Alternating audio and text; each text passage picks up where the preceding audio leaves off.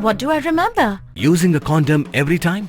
Yeah, I remember. I don't ignore it. Using a condom every time during sex is really important. Wow, Ria is smart. Life will be safe for sure when condom is used always. Don't think you know, remember once more. Ka District Legal Services Authority DLSA West Giant Hills District Ringkat ka jinga trilang ka Giant Hills District Bar Association haka khat santrik nailar ka Rakhe ya ka jingdap nyup kundai snam ka jingyo light luat ka ri India ha plau ka District and Sessions Court Klitrshi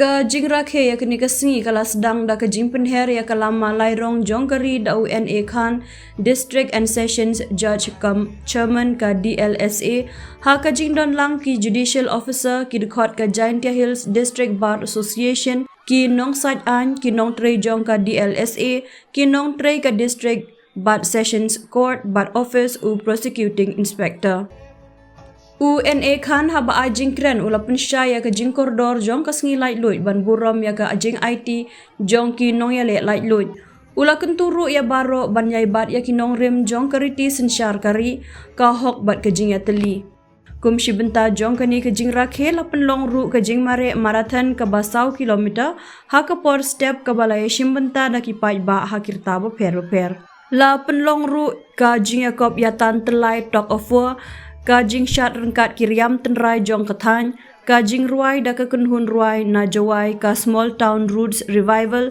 ka bahab hapo ka chief minister's Meghalaya grassroots music project rengkat ki wei de ki jing yashimanta Dude, Priya and Reha both want to meet me today. I just met Shreya yesterday.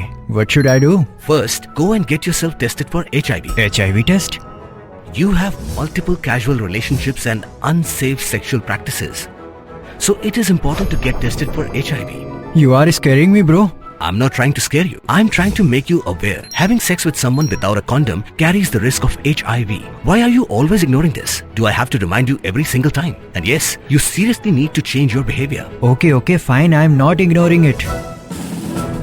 Sorry, Priya. Sorry, Reha. Today I am giving time to the HIV test, not to you guys. If your habits are like Rahul, HIV test is important for you.